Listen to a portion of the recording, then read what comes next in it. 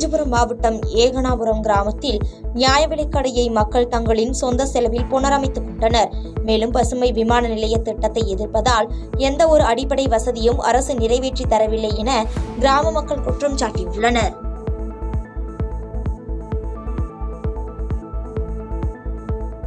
ஈரோடு மாவட்டம் அந்தியூர் அருகே திமுக பிரமுகர் விவசாயிகளின் நிலத்தை ஆக்கிரமித்துள்ளதாக மாவட்ட ஆட்சியரிடம் புகார் அளித்தும் எந்த நடவடிக்கையும் எடுக்காததால் முதலமைச்சரின் வீட்டை முற்றுகையிட முயன்றதால் அப்பகுதியில் பரபரப்பு ஏற்பட்டது. இதனைத் தொடர்ந்து சம்பவ இடத்திற்கு வந்த போலீசார் முற்றுகையிட்ட 100க்கும் மேற்பட்டவர்களை கைது செய்தனர்.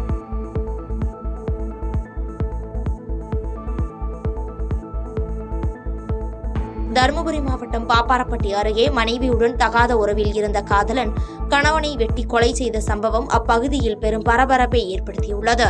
இதனைத் தொடர்ந்து சம்பவ இடத்திற்கு வந்த போலீசார் உடலை கைப்பற்றி பிரேத பரிசோதனைக்காக தருமபுரி அரசு மருத்துவக் கல்லூரி மருத்துவமனைக்கு அனுப்பி வைத்த நிலையில் இதுகுறித்து வழக்கு பதிவு செய்து விசாரணை மேற்கொண்டு வருகின்றனர். மயிலாடுதுறை மாவட்டத்தில் தேமுதிக மாவட்ட செயலாளர் அறிமுகம் மற்றும் ஆலோசனை கூட்டம் மாவட்ட அவைத் தலைவர் கிருஷ்ணன் தலைமையில் நடைபெற்றது. இந்நிகழ்ச்சியில் தேமுதிக மாவட்ட பொருளாளர் ராசி மதிவாணன், மாவட்ட துணை செயலாளர்கள் ராஜ்குமார் உள்ளிட்ட பொதுக்குழு, செயற்குழு மற்றும் ஒன்றிய நகர பேரூராட்சி செயலாளர்கள் என பலர் கலந்து கொண்டனர்.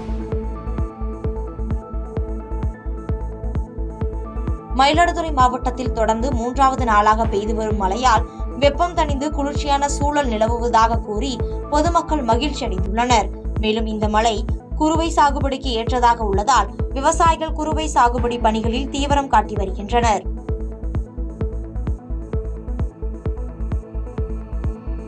கிருஷ்ணகிரி மாவட்டம் ஓசூர் அருகே திமுக கட்சியில் இருந்து அதிமுகவில் இணையும் நிகழ்ச்சியில் வைக்கப்பட்ட பேனரில் உயிரிழந்தவரின் புகைப்படம் மற்றும் திமுகவில் உள்ள நிர்வாகிகள் புகைப்படம் அச்சிடப்பட்டதால் பரபரப்பு ஏற்பட்டுள்ளது. இதனையடுத்து கட்சிக்கு களங்கம் ஏற்படுத்தும் வகையில் தவறான முறையில் பேனரில் புகைப்படம் பொறித்தவர்கள் மீது நடவடிக்கை எடுக்க வேண்டும் என திமுக நிர்வாகிகள் சூளகிரி காவல் நிலையத்தில் புகார் அளித்துள்ளனர்.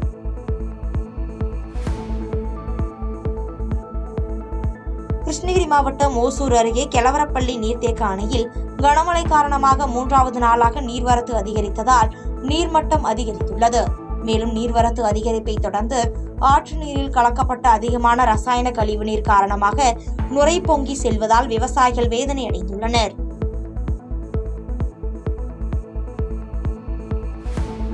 நீலகிரி மாவட்டம் கோத்தகிரி அருகே உள்ள ஸ்ரீ முத்துமாரியம்மன் கோவில் திருவிழா மிக விமர்சையாக நடைபெற்றது. மேலும் இந்த திருவிழாவில் ஏராளமான பக்தர்கள் கலந்து கொண்டு தங்களது நேர்த்திக்கடனை செய்து சுவாமி தரிசனம் செய்தனர்.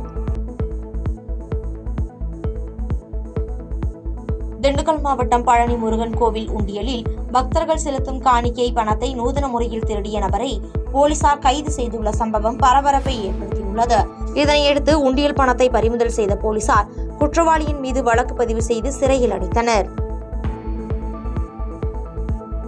விழுப்புரம் மாவட்டம் தைலாபுரம் தோட்டத்தில் வன்னியர் சங்க மாநில மாவட்ட நிர்வாகிகள் ஆலோசனை கூட்டம் நடைபெற்றது. மேலும் வன்னியர் சங்க மாநில தலைவர் அருள்மொழி தலைமையிலும் டாக்டர் ராமதாஸ் முன்னிலையிலும் நடைபெற்ற இந்த நிகழ்ச்சியில் ஏராளமான வன்னியர் சங்க மாநில மாவட்ட நிர்வாகிகள் கலந்து கொண்டனர்.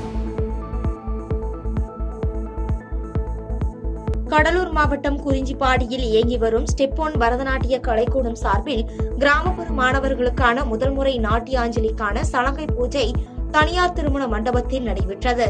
இது ஸ்டெப் 1 இசை நாட்டிய கலைக்கூடத்தின் ஆண்டு விழா மற்றும் கிராமப்புற மாணவர்களுக்கு பரதநாட்டிய கலையை கற்பித்து ஊக்குவிக்கும் விதமாக சலங்கை பூஜை விழா நடைபெற்றது. தேனி மாவட்டம் Periyakulam silver jubilee sports club PT. Chidambara Surya Narayanan நினைவு சுழற்கோப்பைக்கான 64வது அகில இந்திய கூடை பந்தாட்ட போட்டிகள் பெரியகுளத்தில் மே 15ஆம் தேதி தொடங்கி வருகின்ற 21ஆம் தேதி வரை தொடர்ந்து 7 நாட்கள் நடைபெற உள்ளது. இதில் 4வது நாளில் நடைபெற்ற போட்டியில் வருமான வரித்துறை சென்னை, இந்தியன் வங்கி சென்னை, இந்திய கப்பல் படை லோனாவாலா ஆகிய 3 அணிகள் லீக் சுற்று போட்டிகளுக்கு தகுதி பெற்றது. கோவை மாவட்டம் சூலூர் சோமனூர் பகுதியைச் சேர்ந்த தமிழ் ஆசிரியர் செந்தில்குமார் மற்றும் அவரது மனைவி கிருத்திகா ஆகியோர் தங்களது மகன்களான தமிழமுதன் மற்றும் தமிழினியன் ஆகியோருக்கு சோமனூர் அருகே வித்தியாசமான முறையில் காதணி விழா நடத்தி அசத்தியுள்ளனர். குழந்தைகளை கொண்டாடுவோம் என்ற கருப்பொருளை மையமாக வைத்து நடத்தப்பட்ட இந்த விழாவில் தமிழின் இனிமையையும் தொன்மையையும் இளம் தலைமுறையினர் அறிந்து கொள்ளும் வகையிலும் தமிழ் கலைகளை ஊக்கப்படுத்தும் விதமாகவும் பல்வேறு நிகழ்ச்சிகள் ஏற்பாடு செய்யப்பட்டிருந்தன.